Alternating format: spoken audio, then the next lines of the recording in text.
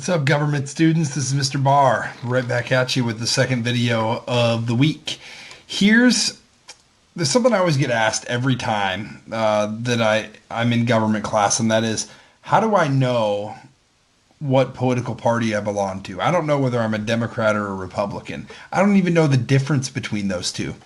We're going to solve that problem tonight and review some of the differences between Democrats and Republicans, and we'll see if we can get you an understanding of where you're at. So this is called party ideology and identification. So we're going to look at what each party believes, and then we're going to look at who you identify with and how. And we'll provide some resources for you on Classroom to get there. First off, understand that an ideology is a set of beliefs about life, culture, government, and society. And generally, not always, but generally, people that share political parties, so people that are Democrats and people that are Republicans, share the same ideology or roughly the same ideology. Not always, but roughly. Okay? Generally, people on the left of the political spectrum, so if we drew a straight line, okay, here's my political spectrum right here. Okay? There's my line right there. All right? On the left, we have liberals. On the right, we have conservatives. Okay?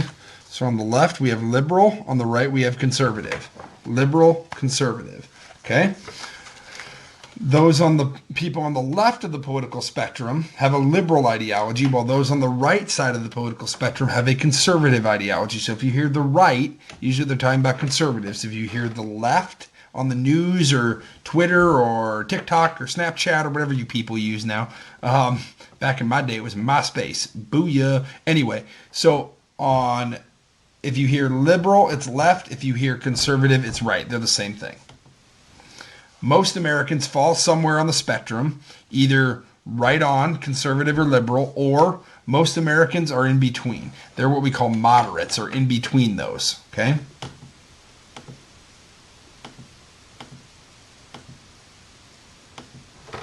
Liberals typically believe some basic things. Okay, if you're a liberal, you're going to believe that the proper role of government is to promote health, education, and justice. That's your goal. Okay, usually willing to give up some economic freedom in exchange for increased equality. All right?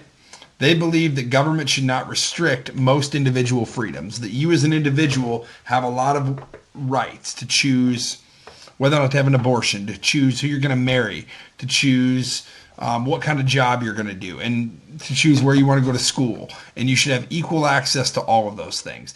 Government should correct the injustices in society. Government plays an important role in liberal ideology. Okay? Conservatives typically believe that limiting the government's role, citizens can better solve problems without government intervention. Okay? That citizens don't need the government to intervene. Government should do what government does, okay, as little as possible, and leave citizens alone. Okay?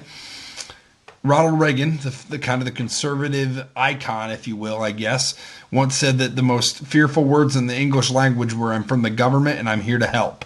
So conservatives don't generally like government. They don't trust it. They don't think that government can solve problems. They also typically support traditional values, and may support a government role, ironically, in what they believe is a moral lifestyle. So, for example, they would be in favor of traditional marriage. Okay, that's what they would be in favor of, generally. Okay, and we're going to make generalizations here. Most people do not typically embrace either one. Most people are a mix of both. Okay, most are moderates falling somewhere on the spectrum between liberal and conservative. Some are liberal on certain issues and conservative on other issues. Some say, I'm liberal on social issues like marriage, abortion, things like that. I'm conservative on fiscal issues, the budget, taxes, spending, things like that. That's possible, and that does happen. Okay, so sometimes you can be a combination of both. In recent decades, Democrats have been more liberal, and Republicans can be more conservative. Now, I'll say this. I'm doing something I don't like to do, but for the purposes of this lecture, I think I need to. I'm making some generalizations. Not every Democrat is liberal. Not every Republican is a conservative. But for the most part, if you're liberal, you tend to support the Democratic Party. If you're a conservative, you tend to support the Republican Party. On your screen right now is a graphic that has the Democratic Party and the Republican Party. Their platform is just the statement of their ideology, what they believe. Okay, we'll get into demographics in a minute. That's on the bottom there. But Democrats, for example, would believe in a larger government role in providing social services, food stamps, welfare, Social Security, things like that. They would support unions, including public employees. They would favor increasing the minimum wage, typically.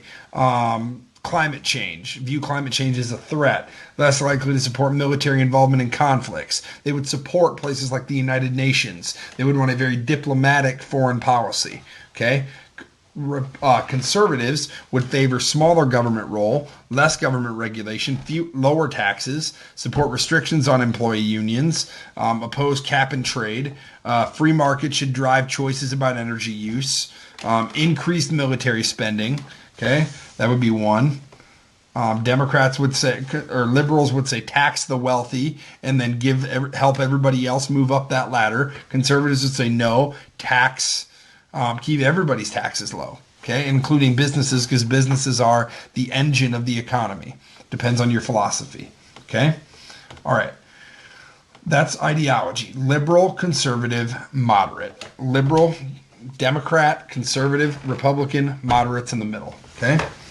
Party identification. Now, what they believe is their ideology. What you identify with is the identification. Okay? Party identification measures a voter's sense of attachment to a political party. In other words, it's what party do you attach yourself to? Understand that voting is a behavior. Attachment doesn't guarantee a vote. Okay? So I can be a registered Republican and vote for a Democrat. I've done that. It happens. Okay, so it doesn't. I'm not saying I am a registered Republican. I'm saying you can do that. There's no requirement that, hey, if I'm a Republican, I have to vote that way. It's still up to you. Republicans tend to have more white male, educated, and religious members than the population at large. Okay.